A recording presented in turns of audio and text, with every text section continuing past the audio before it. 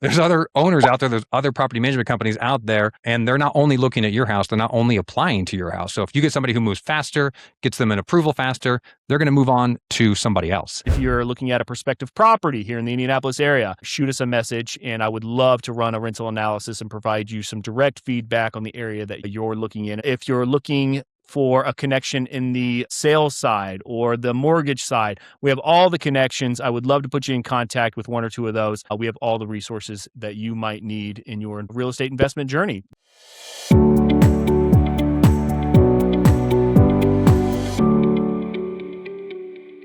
Property Management Bonehead comes from a well-intentioned place. It causes more damage than most people realize. And this one comes from my own personal vault when I started in this just over 20 years ago. We call this one the approval that slows everything down. An owner hired us as their management company, but wanted to stay closely involved. They asked us to approve every maintenance item, every vendor, every repair cost. At the time, we agreed, of course, right? I mean, we didn't want to lose another client. So at first, it seemed fine.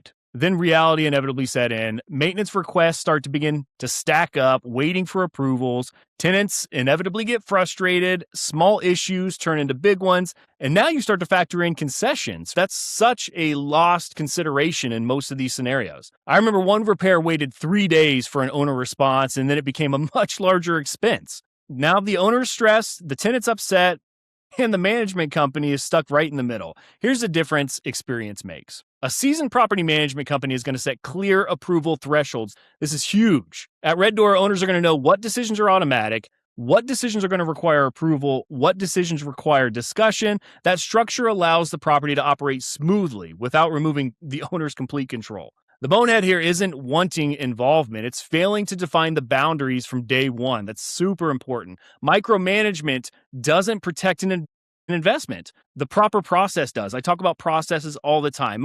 What's the most common approval bottleneck you see? Well, I think you hit the nail on the head, Chris. It's maintenance and it's applications. We see it far too often. It's understandable that owners want to stay involved in the maintenance. Maintenance really can make or break you in terms of ROI. But what can also make or break you is tenant turnover and turnover cost and vacancy cost. And that's so much what goes into tenant satisfaction. Is the number one reason that tenants move out is because the time it takes to respond to maintenance requests. Again, have that established relationship, have those established rules with your property manager. It's just going to cause delays, which is just going to lead to a frustrated tenant and then a tenant that moves out more often than not. And that's really what kills your ROI is your vacancy, your turn cost. I mean, that could cost you $2,500, $7,000 in just having slow to respond to maintenance. The other thing I will say is owners who want to stay involved during the application process. Again, I get it. You want to know who's going to live in your house, right? I mean, it's a big investment, but that's why you hire us as your property managers. Far too often, we've seen some owners involved. They will drag their heels in making decisions or maybe go over the top asking for documentation. And 2, 3, 4 days have expired, sometimes 5 days, 6 days. And then guess what? The applicant has moved on. They've moved on to another house. There's other owners out there. There's other property management companies out there. And they're not only looking at your house, they're not only applying to your house. So if you get somebody who moves faster, gets them an approval faster, they're going to move on to somebody else. It's hard to generate these leads. It takes 16 leads to generate one application. And our approval process is about a 50% approval process. So we need 32 leads to generate one approved applicant. And if we drag our heels and take 3, 4, 5, 6 extra days to issue that approval process, well, boom, you've just increased your vacancy from what would normally be with us 15, 20, 30 days to maybe it's now 60 or 90 days. That's going to cost you thousands of dollars. Yeah.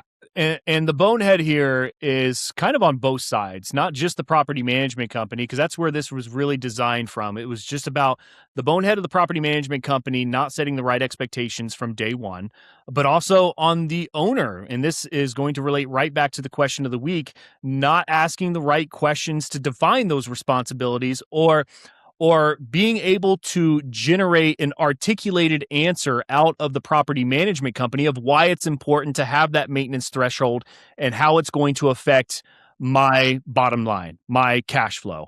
So that's where it boils down. So asking the right questions on the front end as far as the owner goes, and then working with a company that's going to be able to articulate that and answer it and respond about how it's going to affect you personally. And that's exactly what these two things I did here this month. Be sure to like and subscribe if you haven't already. We have a lot of new things kicking off. Of course, I'm always available. Reach out to me directly anytime. Shoot us a direct message on Facebook or Instagram, and those will come to me. I look forward to hearing from each and every one of you. Of course, if you're looking at a prospective property here in the Indianapolis area, shoot us a message, and I would love to run a rental analysis and provide you some direct feedback on the area that you're looking in. If you're looking for a connection in the sales side or the mortgage side, we have all the connections. I would love to put you in contact with one or two of those. We have all the resources that you might need in your real estate investment journey. So, Mike, any closing thoughts?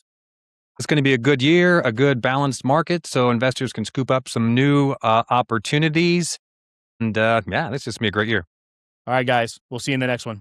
If you want to hear more questions you should be asking, be sure to check out our Watch and Learn tab on the website or head over to our YouTube page for more.